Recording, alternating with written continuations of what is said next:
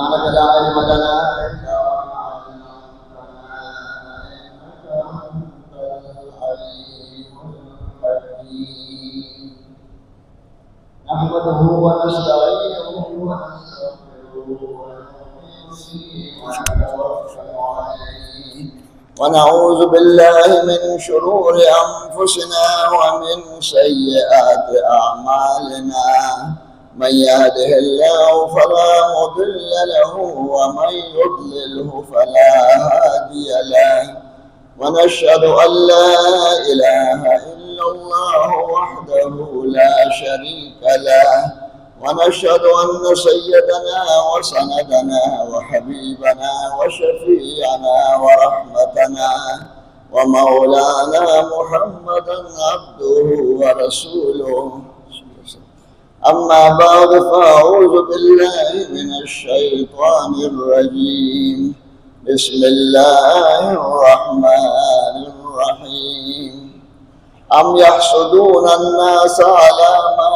آتاهم الله من فضله وقال رسول الله صلى الله عليه وسلم إياكم والحسد فإن الحسد يأكل الحسنات كما تأكل النار الحطب أو كما قال رسول الله صلى الله عليه وسلم إن الله وملائكته يصلون على النبي يا أيها الذين آمنوا صلوا عليه وسلموا تسليما اللهم صل على محمد وعلى آل محمد كما صليت على إبراهيم وعلى آل إبراهيم إنك حميد مجيد اللهم بارك على محمد وعلى آل محمد كما باركت على إبراهيم وعلى آل عزتمند مشران اور گران مسلمانان ورونو دوستانو اسلام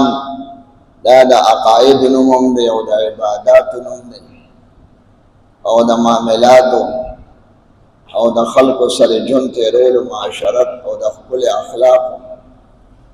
دا اخلاق په بیان کې ما تیر جمعه دا کبر بیان کړو چې کبر ډیر ګنده مرض دی او دې سره انسان خرابېږي هم دنیا کې سپکېږي او آخرت کې سپکېږي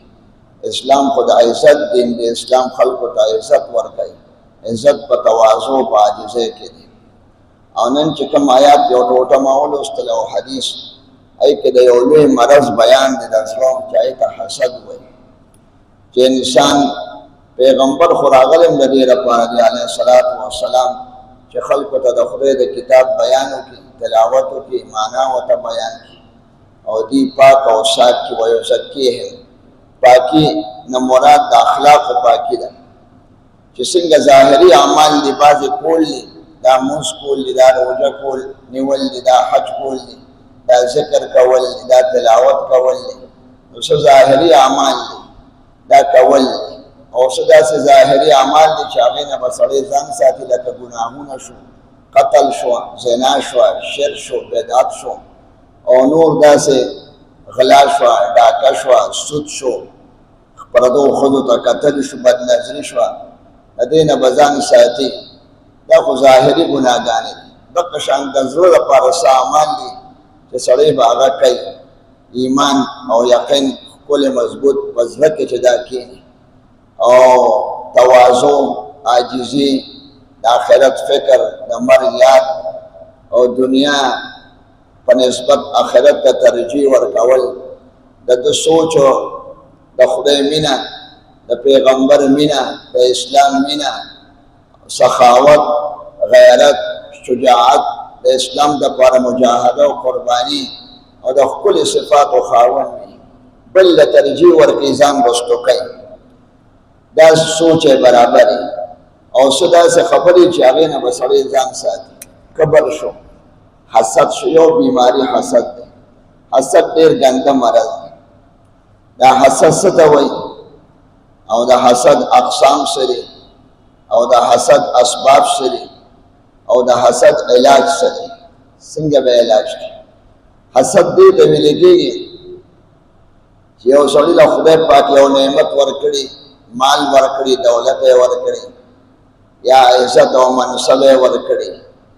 یا هغه ښکلی علم یې ورکړی دی، اخلاق یې ورکړي دي، ښکلي صفات یې ورکړي دي، ښایست یې ورکړی دی، بنګله او موټر او جایدادونه دي او ظاهري خوشحالۍ دي، باغونه دي. یو بل سړی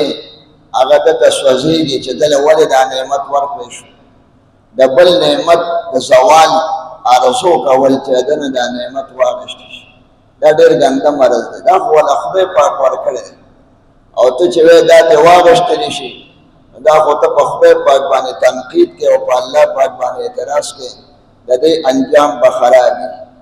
سړی تمنا او آرزو ساتي د بل د نعمتونو د زوال او د ختمېدو، دې ته حسد وایي. حسد درې قسمه، یو دا دی چې یو سړي له خدای پاک یو صفت ورکړی دی، مال دولت یا علم یا منصب یا د هغه اولاد دی ښکلی منونکي یا ښکلی کور یې وي، جایداد یې وي، نور نعمتونه یې د خدای پاک رنګارنګ خوراک څښاک جامې خدای پاک هغه له ښه ورکړي. نو دې یو قسم دا دی چې دی دا غواړي چې یا الله مال همداسې راکړي، که د ده نه الې او که نه الې، یا د ده نه واله ماله راکړه یا د ده نه ماله خو راکړه. دا د حسد اول قسم دی. هلکه د خدای خزانې کمې دي، خدای سره دومره غرونه دي، دومره ستوري، دومره سره و سپین، ولله خزائن السماوات والارض. خدای په دا بارانونه وګوره، په ټوله دنیا باندې خدای باران وري، د خدای په در کې څه کمیږي نه، د ټولې دنیا خلکو له خدای رزق ورکوي. د دنیا کې دا اونې وګورئ، د اونو له رزق ورکوي خدای پاک، او د مارغانو له حیواناتو له د رزق خزانې دي، د صحت خزانې دي، د برکت خزانې دي، د مال او دولت خزانې، د پټرولو خزانې، د سوی ګیس او نور خوراکونه او میوې، دا خو څه کمی نشته. الله نعمتونه ډېر زیات. دا ولې وایي چې دنه یې والی مال یې راکړه یا ما اخله، خدای پاک سره کم دي چې دنه به یې الي او تاله به یې درکوي، د ده دا موټر به ختم کړي او تاله به یې درکړي، د ده دا منصب به ختم کړي او تاله به یې درکړي، د ده دا مال او دولت به خدای پاک تباه کړي او تاله به خدای پاک ور درکولی شي. نو دا په خدای پاک باندې یو قسم اعتراض دی. دویم د حسد دا قسم دی چې دی وایي یا الله د ده نه دا نعمت والی او مال یې راکړي، دی د نعمت قابل نه ګڼي، دا خو خدای پاک ورکړی. یو سړی خشته دی، ډېر ښکلی دی، نو خو خدای پاک ښکلی پیدا کړی. یو سړی یو عهده ورته ډېره اوچته میلاو د مقام، اوله خدای ورکړی ده. او خدای په هر کار کې حکمت دی. الله فعال لما یرید دی او حکیم دی. الله چې چاله څه ورکړي هغه کې راز وي، هغه کې حکمتونه وي، هغه کې د الله پاک خپل ارادې وي. چې څنګه اراده یو کس غریب پیدا کړی بل مالدار، یو کس کور نشته د بل کور شته، یو کس بچی نشته د بل بچی شته، یو کس مال و دولت نشته د بل شته، یو کس هغه منصب شته او د بل نشته، یو ښایست شته او د بل ښایست نشته، یو ښځه شته او د بل ښځه نشته، یو کارخانه شته او د بل نشته. دغه د خدای پاک رازونه دي چې چاله یې ورکړې ده هغې کې هم امتحان دی د شکر، او چې چاله یې نه ده ورکړې هغې کې امتحان دی د صبر او د خدای نه دې غواړي. خو دا غوښتل چې دنه کارخانه والي او مال یې راکړي، دی بې کارخانې کې، دی بې دوکانه کې، دی بې روزګاره کې او مال یې راکړي، او د دنه نامنصب والي ویې غورځوي او مال یې راکړي. دا ډېر ګنده خوی دی او د دې انجام خراب دی. او دریم داسې حسد دریم قسم دا دی چې سړی وایي یا الله د ده نه دا نعمت والي مال یې مه راکړې خو د ده نه یې والي. هلکه چې تا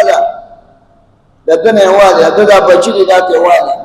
د ده دا ښځه ده دا تې والي، د ده دا علم دی دا تې والي، د ده دا منصب دی دا تې والي، د ده مال او دولت دی، پیسې او سره او سپین دي، ځمکه او جایداد دی، کارخانې دي او رنګارنګ دولتونه یې دا تې والي او مال یې مه راکړې.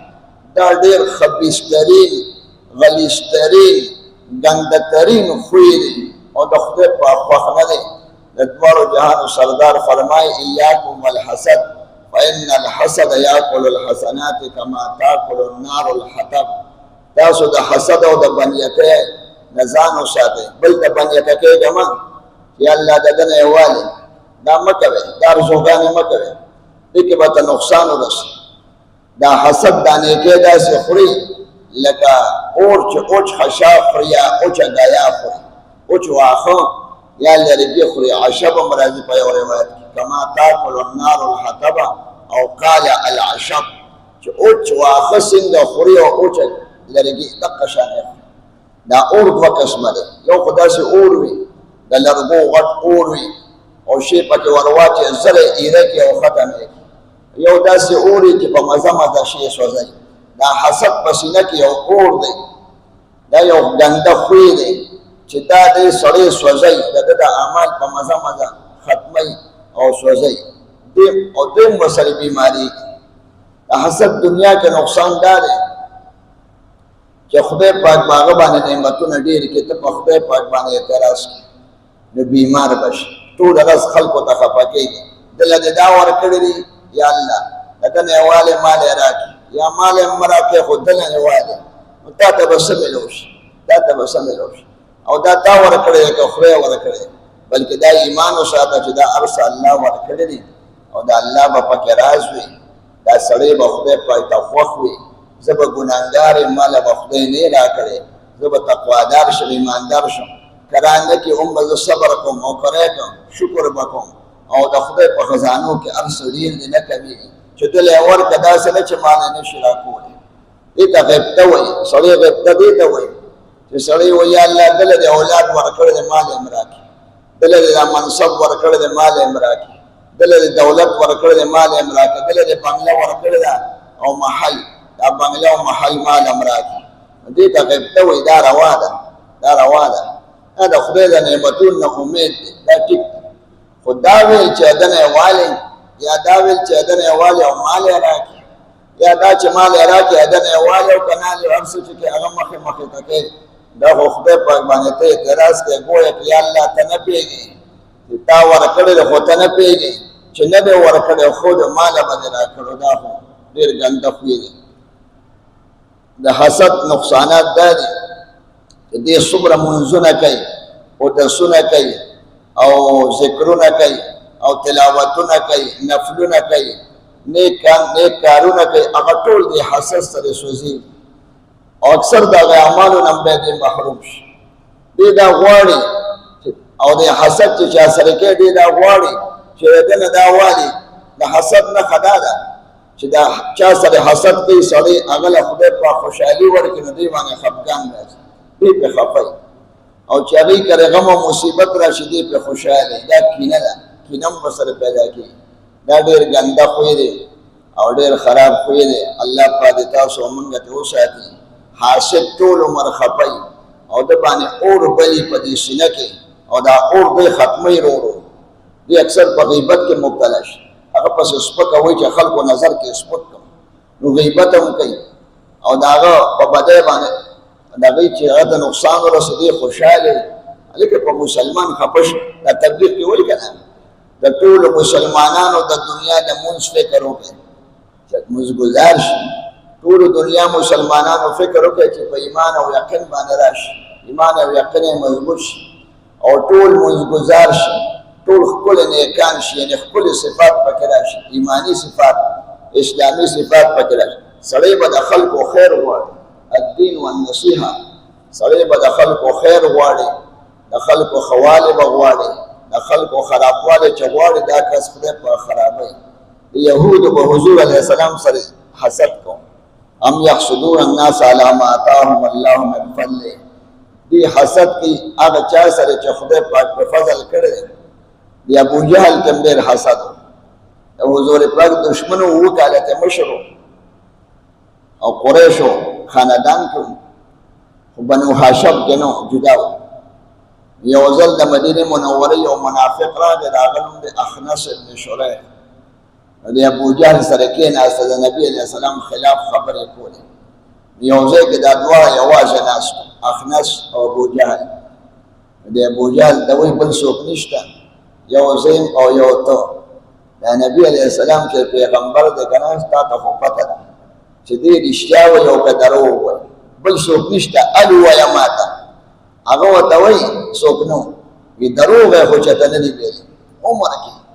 چې سړی پیغمبر خدای پاک یادوي چې زه پیغمبر کړم دې کې به دروغ څنګه وایي چې په خلکو دروغ نه وایي نو په خدای به دروغ شي وی دروغ خو ته موږ نه دي اورېدلی خو وی ولې نه منې ورته وایي د زمزم مشري دې سره ده د بیت الله چابي دې خاندان سره د قصي سره او د حاجانو خدمت دې سره ده او نبی په دې کې راشي د قوت هم دې سره شو موږ سره څه پاتې شو مونږه یعنی خدای په غلط شوی چې دې پیغمبر کړی چې مونږ کې پیغمبر وقالو لولا انزل هذا القران على رجل من القريتين عظيم بدل نازل دې قران د بل د مکه په یو خار یا د طائف په خار په یو سردار باندې ولې نه راځي چې دله د ورکول مونږ له دې ولې نه راکول دله به نه ورکول دې حسد و حسد و دې حسد مرته ورسو مردار شو اخر حسد ډېر ګنده شي د موږ امام ابو حنیفه صاحب سره خلکو ډېر حسد کوي خبرې به وپسې کولې خو لوی عالم خبرې وپسې کولې هر چا به خبرې کوي او د هغه مجلس کې چا غیبت نه شو کولی او نه اورېدل نه چا اورېدل کولی شو نه چا غیبت کولی شو بلکل امام صاحب غیبت نه اورېد او نه په خپله د چا خلکو ته به یې وي که غیبت وکړم د چا سپور استغې بیان کړم د خپل مور کار غیبت به وکړم زما نیکۍ به خدای پاکوالي زما مور او پلار ته به ورکړي نیکي به کور کې پاتې شي او که د بل چا غیبت وکړم قیمت راشي خلک به راپاسي یو به وایي زما په دومره حق دی ما پسې خبرې کړې دي اوس ته ماله تاوان راکړي ما ته دا تکلیف را رسول دی اوس ته ماله تاوان راکړي یو کس به پرې راځي خدای پاک به وایي دې له حق ورکړه آخرت کې خو پیسې نشته همدغه اعمال کرنسي ده یو به ته مونځ یوسي بل به ته روژه یوسي بل به ته حج یوسي بل به ته تبلیغ یوسي بل به ته ذکر یوسي بل به ته تلاوت یوسي بل به ته تسبیحات او استغفار یوسي بل چې خیر خیرات یې کړی د هغې ثواب به ته بل یوسي آخر کې به تش پاتې شي نور خلک به راشي دی خو حاسد او خلکو پسې خبرې کولې زما په حق کې د ما پسې دومره خبرې کړې زه سپک کړم او ما ته ایزار رسول دی او تکلیف حاسد خو بل ته تکلیف هم رسوي نو ما ته تکلیف را رسول دی لہذا نیکۍ به نه وي نو د هغه ګناهونه ورپې واچول شي نو چې حساب کتاب له راته د نیکو بوری وي ورسره او چې اوس واپس ځي نیکو هغه بوری ختم او د ګناهونو پنډونه یې په سر دي دا څومره د خفګان ورځ ده حضور پاک وی دا ډېر غریب سړی دی هر څه یې راوړی هر څه ته لاړی او چې سړی حسد نه کوي او بدیتي نه کوي غیبت نه کوي نو د ده که لږ اعمال وي نو هغه به بچت وي بچت هغه یې پکارېږي نشه هغه د ده د نجات ذریعې که لږ منځونه یې کړي نفلونه یې کړي یو ځل یو سړی راغی داسې تېر شو حضور پاک وی دغه جنتي دی که څوک لیدل غواړي چارهدان یې کړو د لاسونو مې اوبه به یې دی د ګیرې نه تولی مولی خو نه وي په خوا ته دا چارهدان یې کړو داسې ګیرې نه احساس کې دغه تلل او مخه یې لوند و لاسونه حضور پاک وی که څوک جنتي لیدل غواړي دی دې وګوري یو صحابي ورپسې ولګېده چې دی څه عمل کوي چې پیغمبر دی په جنتیانو کې راوسته علیه الصلاة وسلام ورته یې ویل زه به تاسو سره یو 3 ورځې تېرې کړم ورغی ورپسې هغه یې پرې کړې نه دی 3 ورځې وکړې تېرې 3 ورځو نه پس ورته وایي چې دواړو جهانو سردار خو ته جنتي یاد کړې ما خو ستاسو عمل ونه کړه دغه منزل هم ځئ دغه فرض واجب پوره کوي نور خو زه څه نه ګورم داسې خاص عمل تهجد هم د کول د شپې به ودو سار منزله ولاړه جمع نو ته کوم عمل کوې هغه ورته وایي زما زړه شیشه دی شیشه د چا ته پکې خري نشته حسد هر چا له د خدای نور هم ورکړي نور به هم ورکړي چې څوک مې د ما څوک بدې نه شي او زما د زړه آینه ډېره صفا ده حسد پکې نشته او کینه پکې نشته دومره دا د جنت ټکټ دی ځکه که لږ سم دې کړي نو امام صاحب خلکو به حسد ډېر کو او ده به د چا نه کو یو ځل سفیان ثوري د چا تپوس وکړه چې امام ابو حنیفه صاحب څنګه سړی دی نو سفیان ثوري خو همزوری و داسې نږدې و ورته وایي ډېر بخیل دی بخیل طالب ورته وایي او خو بخیل نه دی خو ډېر سخي دی امام صاحب ډېر سخاوت دی پکې او ډېر سخي سړی دی. ورته بخیل په دې دی چې چا غیبت نه کوي، د اعمال بل چاته نه ځي، چې څوک غیبت کوي د بل چا د لمونځ او دس بل چاته روان د ټول نیکۍ سوځېږي، اور پرې لګېدلی دی، اور دنیا کې به هم خپئ، حاصل سړی هر وخت خپئ، بیمار هم شي، اکثر بدن یې خراب شي، خلک یې بدي شي، خلکو ته یې ډکې قار کوي، خلکو ته سوځېږي او د ده ارمان نه پوره کېږي. الله خپله بادشاهي چلي. علاج یې دا دی چې ته به دا وایې چې یا الله دا دله د څه ورکړي دي، ماله د نور نعمتونه راکړي، دله دولت ورکړی دی، ماله د سترګې راکړي دي، په سترګو کې نظر دی، ماله د ژبه راکړې ده، په ژبه کې سړی تریخ او مالګه او مرچکې پېژني، ماله د غوږونه راکړې، غوږونو کې د اورېدو طاقت دی، ماله د لاسونو راکړي، لاسونو کې د نیولو طاقت دی، ماله د خپې راکړي، د خپو کې د تلو طاقت دی، ماله د دماغ راکړي، د پوهې او سوچو طاقت دی، او زړه دې راکړی دی پوهه، تا خو مال هر څه راکړي، مور او پلار دې راکړي دی، ښځه دې راکړې ده. سړی به خپل نعمتونه یاد کړي، چې خپل نعمتونه یاد کړي دله به د ډېر څه نه ورکړي. ډېر خانان شته، اوس ډېر خلک ګوري د خانانو ته چې ډېرې بنګلې دي او ډېرې موټرې دي او ډېر دولتونه دي او کروڑونه روپۍ دي ورسره، په کروڑونو کې لوبې کوي، دې به جوړ ډېر خوشحالي. تاسو ته خبر نه کله یو مزدور به چې کاڼې ماتوي دیاړي، هغه دیاړۍ باندې کور هم نه چلېږي، ایله په ګزاره باندې کور چلي، هغه ضروري څیزونه اوړه موړه والي یا معمولي شي، دومره دیاړي وي چې کور یې پرې چي، خو هغه چې ډوډۍ خوري چکنۍ سره ډوډۍ خوري یا ساګ خوري، ساګو خوري او په ارام وده شي، ساره پرودي به یې مونځ وکړي. او داسې خانان شته چې ډبل بیډونه دي ورته او بنګلې دي، محلات دي او نوکرانې دي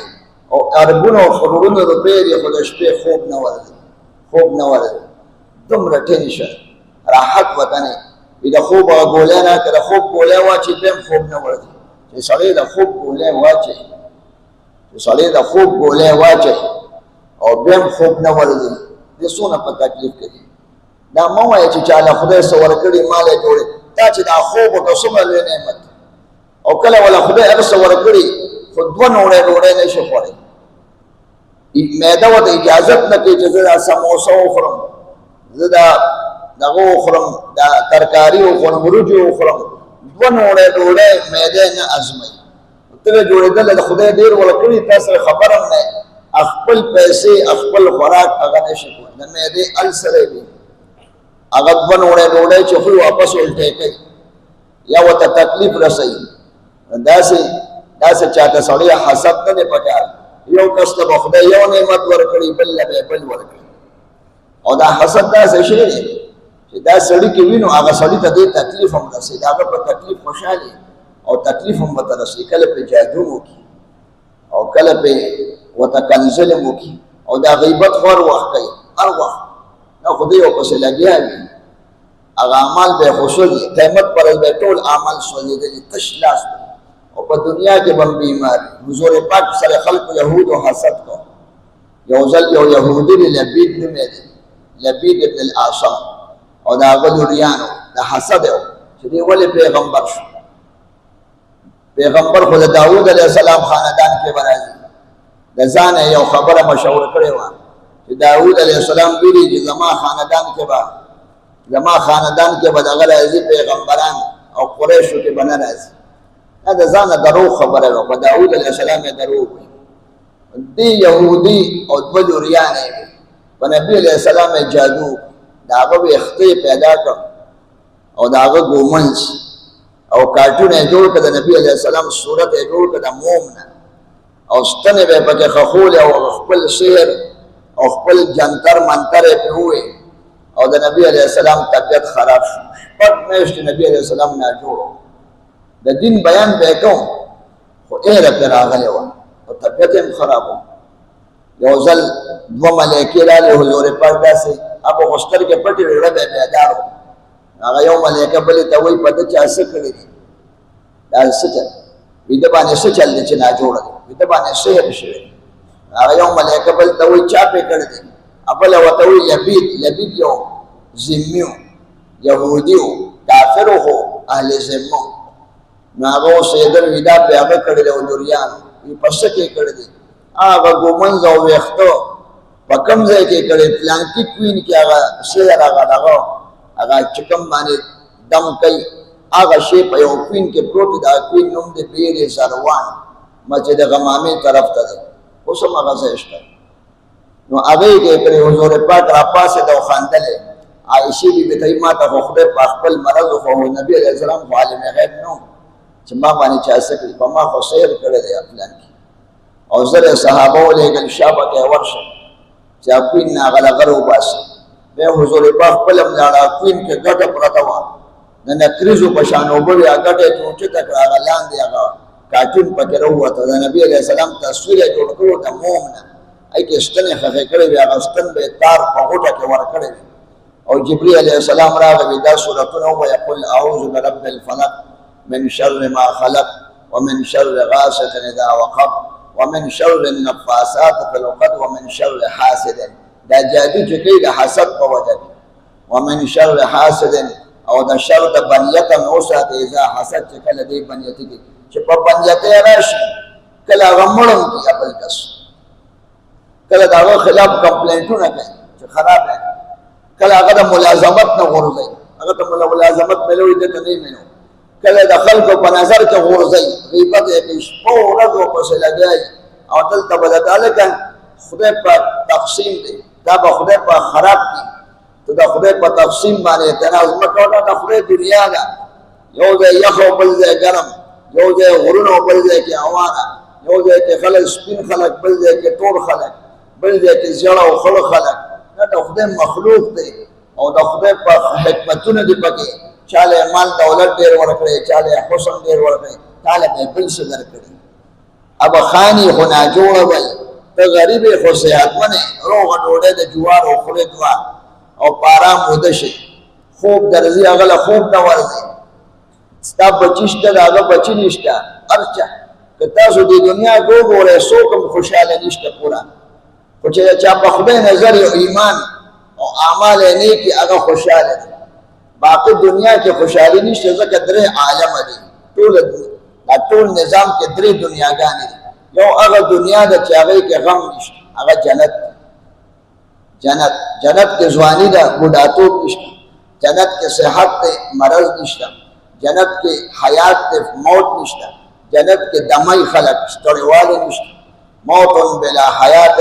وسرور بلا ترح وصحت بلا مرض او التا شباب بلا حرم ځواني ده بوډاکۍ کې بنه ناجوړکۍ کې بنه نه شوګر شته نه بلډ پریشر شته نه د زړه مرض شته هارټ اټیک شته نه ټیسټونه شته نه ډاکټران شته نه دوایانې بس خوره وڅښه او د خانانو په شان ډډه به دې وایي چې کومې میوې خورې د کابل خربوزې او د قندار انار او د کشمیر مڼې او د هندوستان امونه او رنګارنګ نورې میوې د هر څه به کار نشته روزګار نشته د خان په شان به دې ډډه وایي او خورې وڅښې یو جنت د جنت کې غم نشته لا خوف علیهم ولا نه دهشتګردي شته نه سیکورټي شته چې پولیس والا به ګرځي نه فوج تاجه شته نه بادشاه تاجه شته او نه افسي ته او نه پولیس ته باران نه غلا شته او نه ډاکه شته او نه تا ته څوک تکلیف رسي ټول به اولیا وي او ټول به د یو بل نه ځارېږي او د خدای دیدار او د پیغمبرانو مجلس به خوشحاله وي یو خو دغه دنیا ده هلته به ټول خلک خوشحاله یو دوزخ دی هلته ټول خلک خفه دي ټول خلک زقوم بخوري زقوم اوخان د دنیا کې د اوخان زقوم خوري زقوم کې ټول ازغي دي غټ غټ او ډېر تریخ وي اوخان یې خوري دغه شان بیا دوزخیان هم خوري لا یسمن ولا یغني من جوع قرآن شریف کې راځي خوراک به زقوم ان شجرة الزقوم طعام الاثیم زقوم اونه به د ګناهګاران نه باټینګون شته او نه بینډۍ شته او نه کدو شته او نه ټیپر او ساک شته او نه چای او نه شربت شته دغه زقوم دی تولی به د اوري بړستن به د اوري ځای کې به اور وي په لمبو او ختمیږي به نه چون به ختمیږي نه فنا نشته فنا دغه ځای کې ټول خفګان دی او یو دنیا ده دنیا کې خوشحالي مې غم ته به زوی غواړې د خدای نه زوی به دې معذور شي دی به غمي ته به خدای نه زوی غواړې هغه زوی به دې وشي خوا به رستو نشی شي آیس بس کي لکه دا کلاړیان چې ټول چرس کي دا ټول کلاړیان ما ته چا وي چرسونه څکي ما یې د خدای په قهر اخته دي چې خدای دې د صحت درکړه نو اوس آیس دا به څه کوي شکر نه وباسي ډېرو خلکو له خدای صحت نه ورکړي تا صحت درکړه تا چرس شروع کړ آیس دې شروع کړ خپل بدن دې تباه کړ خپل مال دې تباه کړ عقل دې تباه کړ ناشکري نه ده پکار شکر پکار هر چا له خدای نعمتونه ورکړي دي د چا ښځه نشته خو صحت یې ښه دی د چا ښځه شته خو بدخویه ده کور کې ته ولاړ دی د چا بچي نشته غم دی د چا بچي شته هغه ناکام نامنونکي دي هغه لوی غم دی کله ورته یو پولیس والا وایي زوی دا کار کړی دی ورته بل پولیس والا راشي نن دې زوی دا کار کړی دی ښه او چې زوی لوی شي بیا د هغه نوکري نه او که نوکري وي نو تنخوا ټرانسفر یې نه کېږي او کله یې ښځه نه او کله یې ښځه وشي بیا د هغه بچي نه کېږي دا غمونه دنیا او دا مالداران هم خفه دي دا یو څه دی دا مالدار بل مال ته ګوري د هغه پیسې ډېرې دي د هغه ګاډې قیمتي دي د هغه بنګله ډېر ښکلې ځای کې ده او زما بنګله کمزور بیا خفه یي په خپله بنګله او په موټر کې هم خفه یي یو عالم دی عبدالله ابن مبارک هغه وایي پخوا مې کور و خانانو کې اوسېدم بنګله مې وه هر وخت به خفه وم زما بنګله د دې نه کمزورې ده زما سولي د دې خانانو نه کمزورې ده زما نوکران چاکران کم دي د هغې ډېر دي د هغې خوراک دی وي خفه به وم بیا مې د غریبانانو کلي ته کډه یوړه ټول غریبانانو زما نه لاندې هر وخت به خوشحاله وم زما جامې ښکلې دي د نورو نه زما خوراک د نورو نه ښه دی زما کور د نورو نه ښه دی ما باندې د خدای فضل ډېر دی رزق ډېر دی هر څه ډېر دی خوراک او څښاک او خوشحالۍ دی ویله شکر ګزار شو د دې وجه نه هوښیاران وایي که نه په دنیا کې به ځان کمزوري ته ګوري چې دا نه څو کمزوري او په دین کې به ځان نه اوچت ګوري پلانکې تهجد کوي پلانکې منزله وختي راځي پلانکې تلاوت ډېر کوي پلانکې نفل ډېر کوي په دې ګرمۍ کې روټي نیسي چې ګرمۍ کې روټي نیسي خو خدای پاک بیا د دوزخ د ګرمۍ نه ساتي که نه او په دې تیاره کې چې ولاړ وي تهجد کوي نو خدای پاک به د تیارو د قبر نه ساتي که نه قبر کې ورته مونځ چراغ وي چراغ دا مونځ خو چراغ دی چې دلته په تیارو کې مونځ کوې نو خدای پاک به د قبر کې رڼا کړي په پل صلات به رڼا وي د رڼا ځای ته به د خدای بولي چې هغه جنت دی انشاءالله العزیز نو حسد ډېر خرابه بیماري ده او د زړه بیماري ده او دې کې سړی په دنیا کې هم تباه وي او په آخرت کې هم تباه او برباد دی الله پاک د دې مرض نه تاسو او موږ وساتي چې چا سره بنیتي هغه باندې سلام ډېر اچوئ د هغه بد مه اورئ د هغه صفت کوئ هغه له سیوسه هغه ته دعاګانې ډېرې کوئ دا اکثره سړی مال ډېر خوښي یا دنیا ډېره خوښي نورو خلکو ته ګوري هغه ته نه میلاوېږي به دې بنیتي شروع کړي نه وایي الله ته مالک یې بس دا دا نعمتونه تقسیم کړي چا له غریبي ورکړی خو صحت ته ورکړی چا له مالداري خو صحت ته نه دی ورکړی چا له اولاد نه دی ورکړی خو هغه له د بل پیسې ورکړي روزګار ته ورکړی دی د هغه بل اولاد شته خو روزګار یې نشته د چا ښځه نشته د چا یو سولي نشته دنیا کې یو قسم په ارام نه دی په نفل په یو نیت باندې څلور رکعاتونه زیات کولی شي شپږ او کولی شي اتم کولی شي هر دویم رکعت باندې به کښېنئ او عبده ورسوله پورې به وایئ یا ټول تحیات هم ویلی شي په نفلو کې په نفلو کې چې تحیاتو زیاته کړي نو سجده سهو نشته امام صاحب په جهري قرات کې ته قرات پکې نه چپ دی واذا قرأ فانصتوا نبی علیہ السلام مقتدیانو ته مونځ ښیي چې کله امام سبق وایي نو تاسو به چپ چاپ یې واذا قرأ که الحمد وایي او که قرات وایي البته ثناګانې به وایي سبحانک اللهم به وایي ځکه هغې کې حدیث نشته چې د امام سبحان ستا سبحانه ده او د امام سبحان رب العظیم ستا سبحان رب العظیم ده نه هغه ته وایي وإذا قال الإمام سمع الله لمن حمده فقولوا ربنا ولك الحمد تاسو ربنا لك الحمد وایه هلته د ویلو حکم دی د التحیاتو ویلو حکم شته داسې نشته چې امام التحیات وایي ته مه وایه هغې کې تسبیحات هغې کې به امام خپله وایي او مقتدي به خپل وایي قرات کې دا مسله ده صرف قرآن شریف کې د هرې مسلې حل شته هغه دا ده چې حدیث ته ولاړ شي فقهاو ته ولاړ شي فاسألوا اهل الذکر د عالمانو نه به تپوس کوي احادیثو ته به ځئ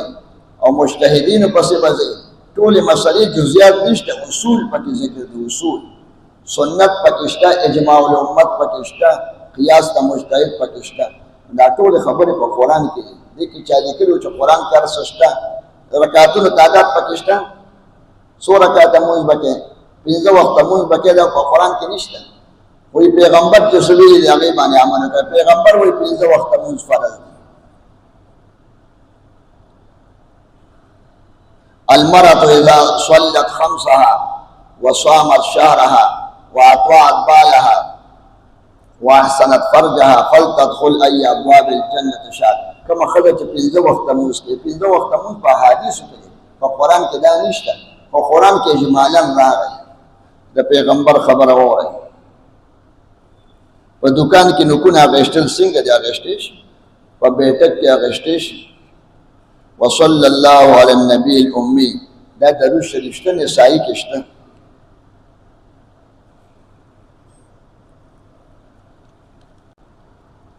دا چا لیکلي د جمعې په خطبه کې سړی د بل د پاسه اوري نو اورېدل څنګه؟ دا مخکې هم تپوس کړو. نو ما راته ویلي که مخکې ځای وي او دا کسان مخکې نه ځي نو د دوی د پاسه اورېدی شي. د پاسه دا هغه مخکې لکه ځای خالي دی او دغه بل څلورم صف کې راغی دویم کې ځای خالي دی، نو هغه د هغې د پاسه راوړېدی شي که لار نه وي. ورته دې ووایي ما ته لار راکړئ، د پاسه راوړېدی شي. او که مخکې ځای نه وي نو بیا به نه راوړي، رستو به کښېني. چې څوک رستو راغی رستو به کښېني. په خطبې په جمعه کې چې ګوتې په ګوتو کې ورکړې داسې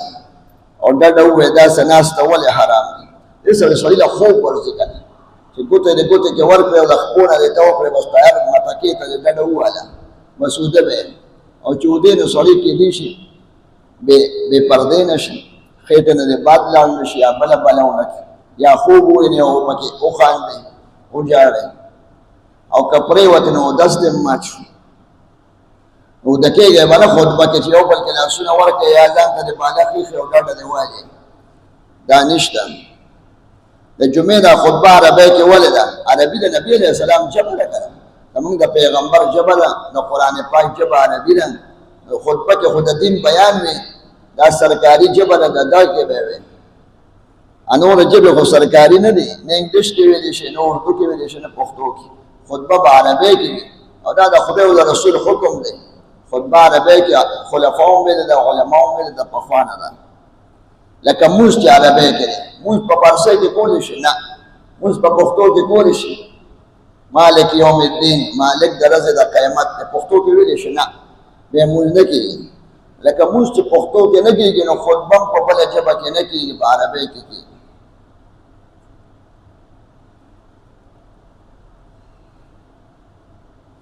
دا خطبه داسې لکه مونځ، نو مونځ په عربی کې ده نو خطبه هم عربی کې. دا د مونځ حکم لري، 3 رکعته په ځای مونځ 2 رکعته دی جمعې فرض. عربی کې ضروري ده که او حکم یې سره حکم یې دا دی چې خطبه ونه شي نو مونځ نه کېږي. خطبه فرض شرط د صلات،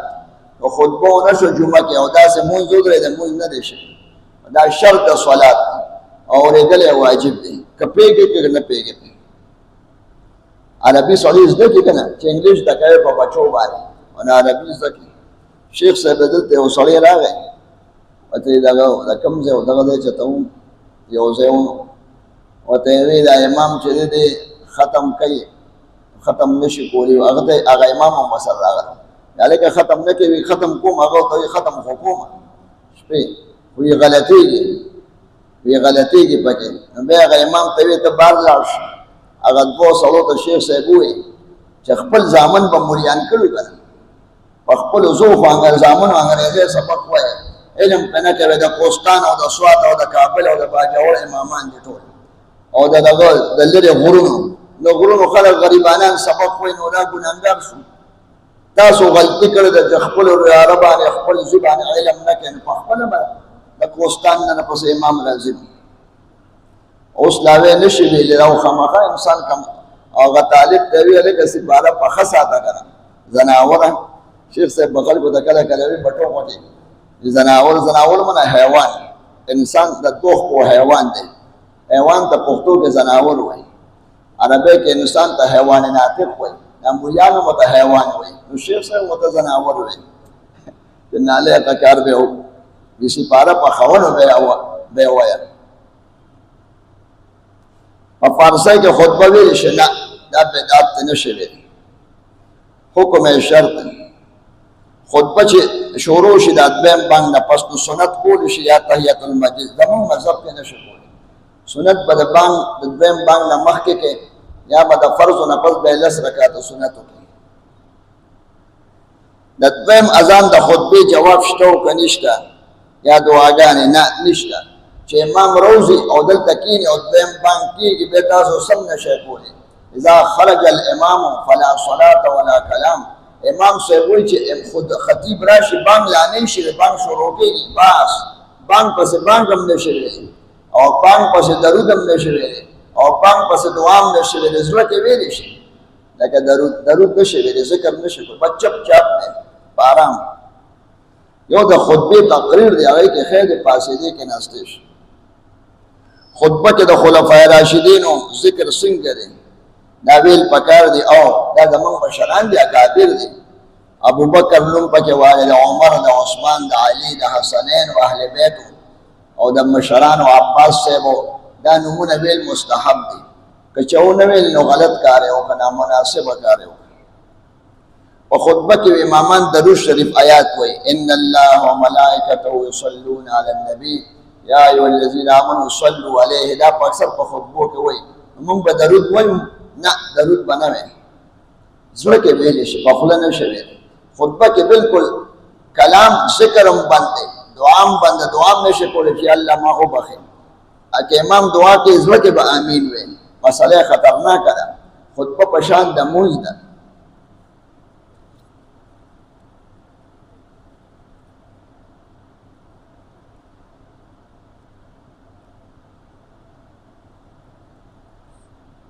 دا لوی خوب یې لیکلی، کتل غواړي. دا ښځې خوبونه ډېر ویني.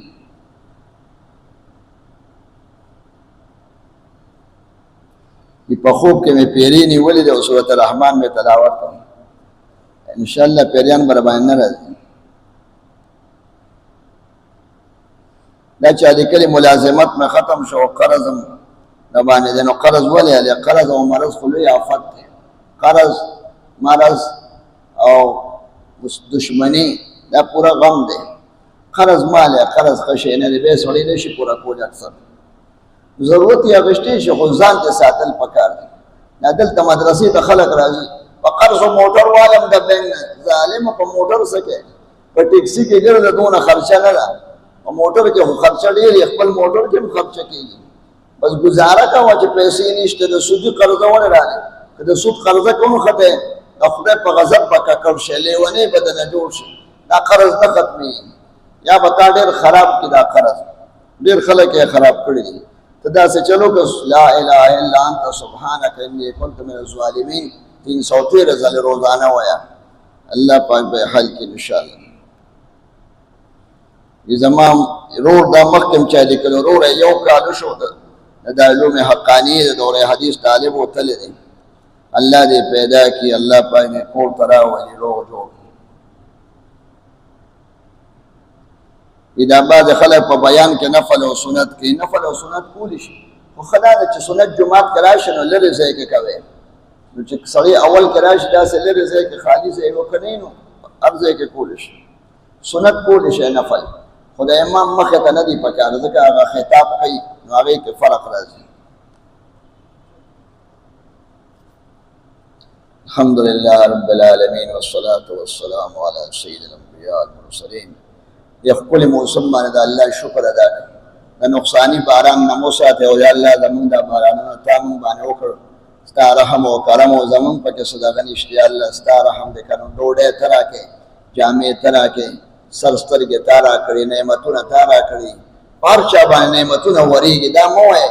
حسد چا سره مه کوې چې پلانکي سره هر څه ډېر دي. وایې ما له خدای پاک هر چا نه ډېر راکړي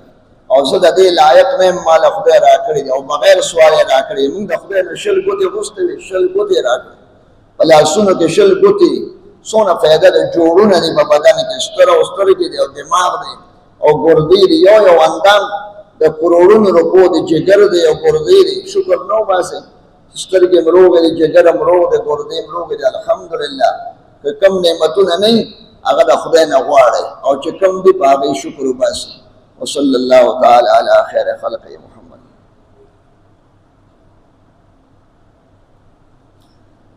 الله اکبر. صفونه نیغ کړئ، صفونه برابر ساتئ، جوخ جوخ.